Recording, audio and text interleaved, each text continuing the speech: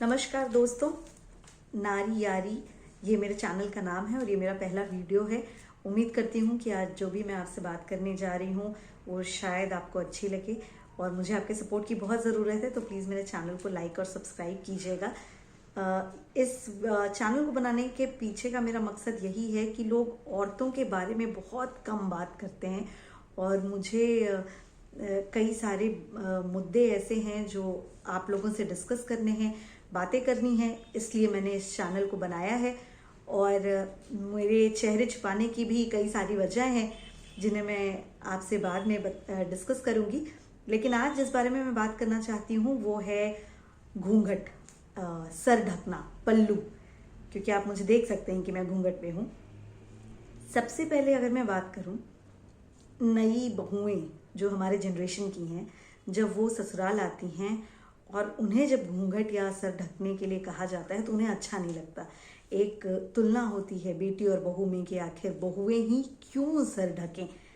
तो मैं भी जब अपने ससुराल गई थी और वहाँ के नियम कानून को मैंने देखा, सर ढकना, पल्लू लेना, तो मुझे अच्छा तो नहीं लगा था, पर मैं उनके पीछे की वजह जानना चाहती थी। क्योंकि हमारे समाज की अगर ये परंपरा है तो हमारे रीति रिवाजों से जुड़ी हर चीज़ का जब भी मैं कोई रीज़न ढूंढती हूँ मुझे कोई साइंटिफिक रीज़न ज़रूर मिलता है। तो सर ढकना भी आपको इस बात पे थोड़ा आश्चर्य होगा कि सर ढकना भी साइंस से जुड़ा है। और हमारी भारतीय संस्कृति में जो ये सर ढकने की परंपरा है ये सदियों से चली आ रही है। पहले के ज़माने में आप रानी महारानी हो चाहे कोई गरीब औरत हो, जो भी हो वो सर ढकती थी, अपने मन से ढकती थी। हमारे यहाँ पूजा करने लोग जाते हैं तो आज भी सर ढकते हैं। तो इसकी शुरुआत अगर मैं आपको बताऊं तो मैंने जैसे बोला कि सदियों पुरानी है। सर हम क्यों ढकते हैं, पल्लू क्यों लेते हैं?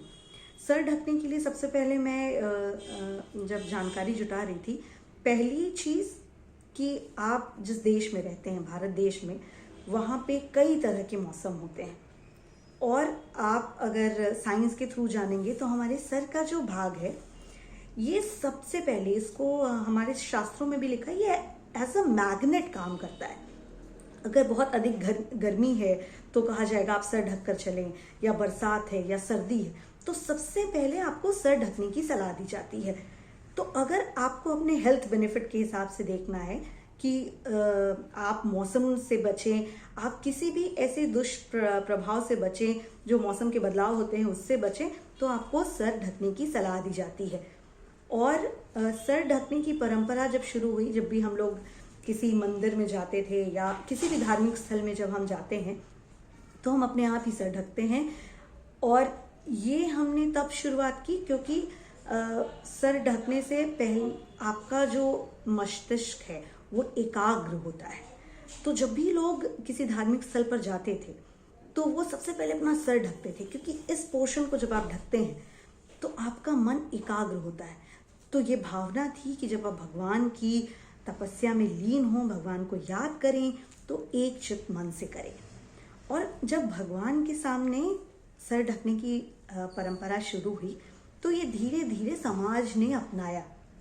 आप अपने बड़े बुजुर्गों को सम्मान देने के लिए सर ढकने लगे। तो ये सर ढकने की परंपरा मैं ये नहीं कहूँगी कि अगर आपको नहीं पसंद है तो आप कीजिए, लेकिन इसके पीछे के लॉजिक्स हैं। आप देखेंगे कि हमारे समाज में सिर्फ औरतों को सर ढकने के लिए नहीं कहा जाता। हमारे समाज में देश के कई राज्यों में पुरुष भी सर ढकते हैं और वो परंपरा आज भी कायम है। जैसे राजस्थान में, हरियाणा में, पंजाब में वो तो पगड़ी पहनते हैं, उनके पीछे के कई कारण हैं।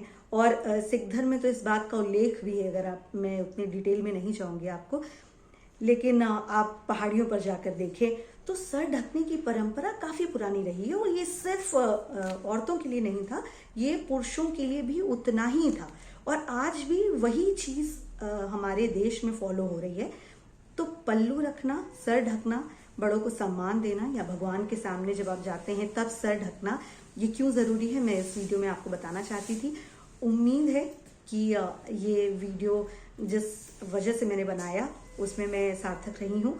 और आप प्लीज़ मुझे सपोर्ट कीजिए, लाइक कीजिए, सब्सक्राइब कीजिए मेरे चैनल को। और मैं और भी औरतों से जुड़ी मुद्दे जो इस समाज में जिनके बारे में बातचीत नहीं होती है, मैं उस बारे में बातचीत करूंगी। अभी के लिए धन्यवाद।